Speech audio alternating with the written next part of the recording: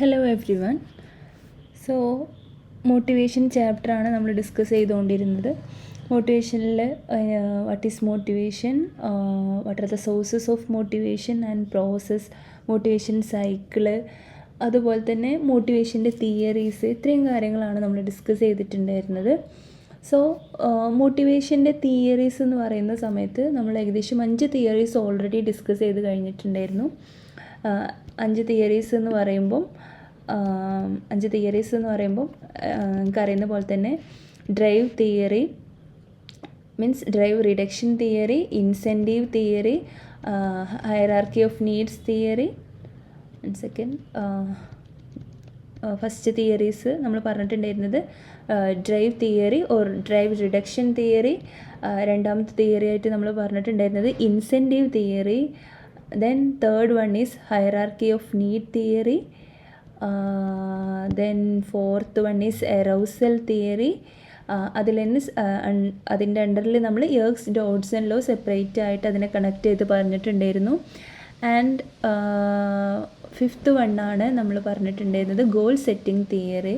And finally evolutionary theories of motivation ആയിരുന്നു last പറഞ്ഞിട്ടുണ്ടായിരുന്നത്. So ഇത്രയും തിയറീസാണ് നമുക്ക് മെയിനായിട്ട് പറഞ്ഞ് തീർത്തിട്ടുണ്ടായിരുന്നത്. ഇനി നമ്മൾ പറയുന്ന മോട്ടിവേഷൻ്റെ തിയറീസ് എന്ന് പറയുമ്പോൾ അത് കൊഗ്നിറ്റീവ് തിയറീസിൻ്റെ അണ്ടറിൽ വരുന്ന, അല്ലെങ്കിൽ കൊഗ്നിറ്റീവ് ആസ്പെക്ട്സിൽ മോട്ടിവേഷൻ എക്സ്പ്ലെയിൻ ചെയ്യുന്ന തിയറീസാണ്. സോ ഇന്നത്തെ ക്ലാസ്സിൽ നമ്മൾ ഡിസ്കസ് ചെയ്യാൻ വേണ്ടി പോകുന്നത് കൊഗ്നിറ്റീവ് തിയറീസ് ഓഫ് മോട്ടിവേഷനാണ്. ഈ ഒരു ഹെഡിങ്ങിൻ്റെ അണ്ടറിൽ നമ്മൾ ഏകദേശം 4 തിയറീസിനെ കുറിച്ചിട്ടായിരിക്കും ഡിസ്കസ് ചെയ്യുക.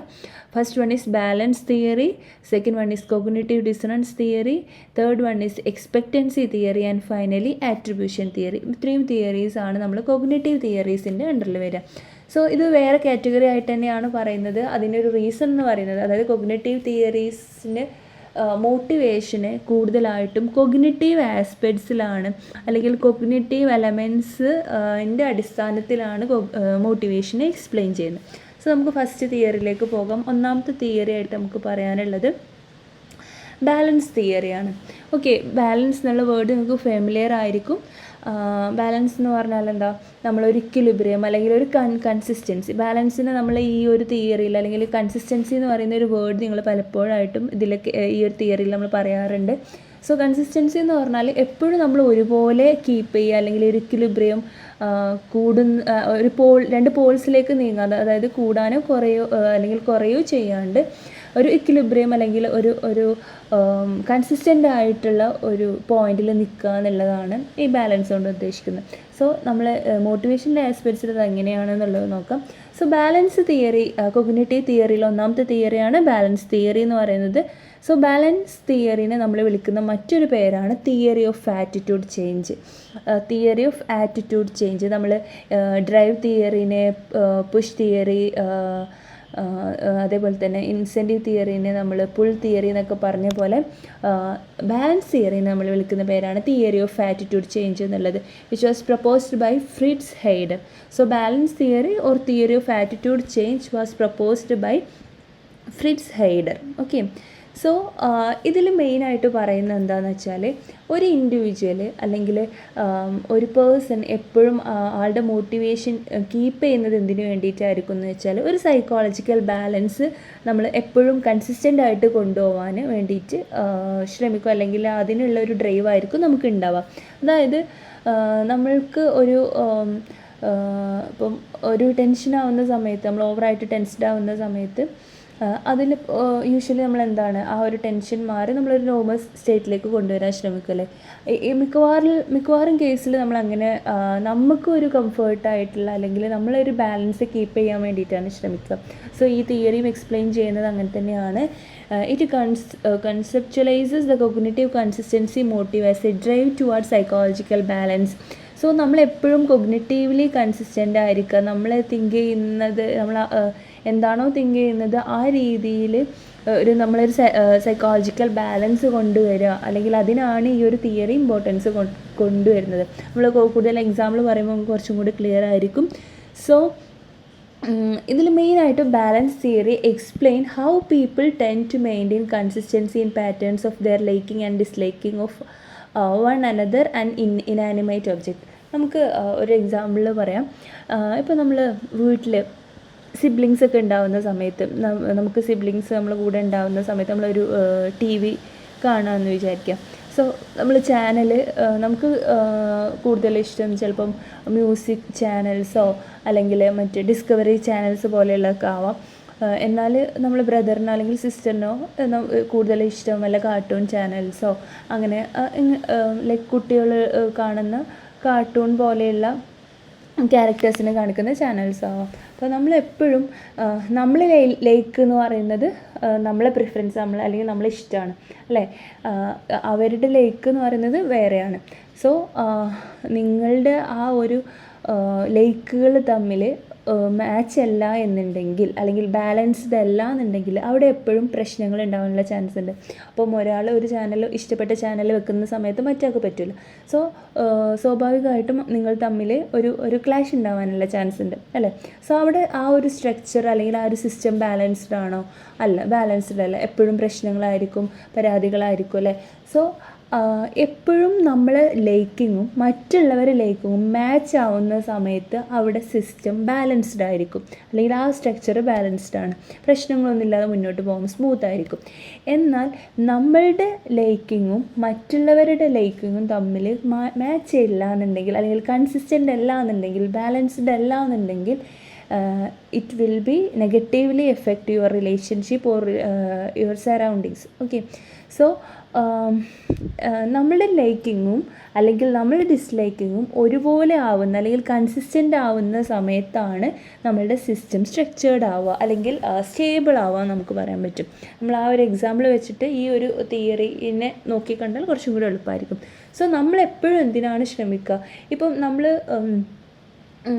ഇപ്പോൾ നിങ്ങൾ തമ്മിൽ ക്ലാഷ് ഉണ്ടാവുന്ന സമയത്ത് എപ്പോഴും നമ്മൾ എന്തിനു വേണ്ടിയിട്ട് ശ്രമിക്കുക? ആ ക്ലാഷ് ഇല്ലാണ്ട് നല്ല രീതിയിൽ ടി വി കണ്ടുപോകും, അല്ലെങ്കിൽ നമ്മൾ ഒരു രണ്ടുപേർക്കും ഒരു സഹകരിച്ച് മുന്നോട്ട് പോകാനായിരിക്കും നമ്മൾ, അല്ലെങ്കിൽ ഒരു കൺസിസ്റ്റൻസി കീപ്പ് ചെയ്യാൻ വേണ്ടിയിട്ടായിരിക്കും നമ്മൾ ശ്രമിക്കുക. സോ എപ്പോഴും ഈ ഒരു തിയറി പറയുന്നത് എന്താണെന്ന് വെച്ചാൽ, people tend to maintain consistency in patterns of their disliking of one another and inanimate objects. Okay, so നമ്മൾ എപ്പോഴും ഒരു കൺസിസ്റ്റൻസി കീപ്പ് ചെയ്യാൻ വേണ്ടിയിട്ടാണ് ശ്രമിക്കുക. When patterns of liking and disliking are balanced, ഞാൻ നേരത്തെ പറഞ്ഞ പോലെ തന്നെ നമ്മളുടെ ലൈക്കിങ്ങും ഡിസ്ലൈക്കിങ്ങും മറ്റുള്ളവരുമായിട്ട് ബാലൻസ്ഡ് ആവുകയാണെന്നുണ്ടെങ്കിൽ, മാച്ച് ആവുകയാണെന്നുണ്ടെങ്കിൽ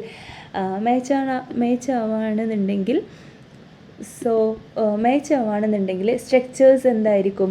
സ്റ്റേബിളായിരിക്കും, പ്രശ്നങ്ങളൊന്നും ഉണ്ടാവില്ല. നമ്മൾ ലൈക്കിങ്ങും ഡിസ്ലൈക്കിങ്ങും ഒരുപോലെ ആവുകയാണെന്നുണ്ടെങ്കിൽ സ്ട്രക്ചേഴ്സ് സ്റ്റേബിളായിരിക്കും. ഇനി നമ്മളുടെ ലൈക്കിങ്ങും അവരുടെ ലൈക്കിങ്ങും തമ്മിൽ മാച്ച് അല്ല അല്ലെങ്കിൽ ബാലൻസ്ഡ് അല്ല എന്നുണ്ടെങ്കിൽ, ഇംബാലൻസ്ഡ് ആണ് എന്നുണ്ടെങ്കിൽ സ്ട്രക്ചേഴ്സ് അൺസ്റ്റേബിൾ ആയിരിക്കും. അവിടെ എപ്പോഴും പ്രശ്നങ്ങളായിരിക്കും, നമ്മളെ സിസ്റ്റം സ്റ്റേബിളായിട്ട് നിൽക്കില്ല അല്ലേ.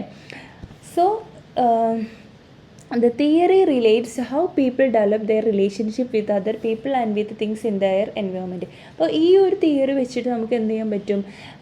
രണ്ട് പീപ്പിൾസ് തമ്മിൽ അല്ലെങ്കിൽ ഇൻഡിവിജ്വൽസ് തമ്മിലുള്ള റിലേഷൻഷിപ്പും അവർക്ക് ചുറ്റുള്ള എൻവയോൺമെൻറ്റും നമുക്ക് എന്ത് ചെയ്യാൻ പറ്റും? എക്സ്പ്ലെയിൻ ചെയ്യാൻ പറ്റും, അല്ലെങ്കിൽ റിലേറ്റ് ചെയ്യാൻ പറ്റും.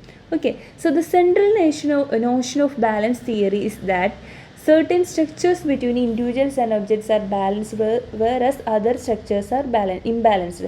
സോ ചില സ്ട്രക്ചേഴ്സ് എന്തായിരിക്കും? ഇൻഡിവിജ്വൽസ് തമ്മിലുള്ള ചില സ്ട്രക്ചേഴ്സ് അല്ലെങ്കിൽ ഒബ്ജക്ട്സ് അല്ലെങ്കിൽ സ്ട്രക്ചേഴ്സ് അല്ലെങ്കിൽ ഇൻഡിവിജ്വൽസ് എന്തായിരിക്കും?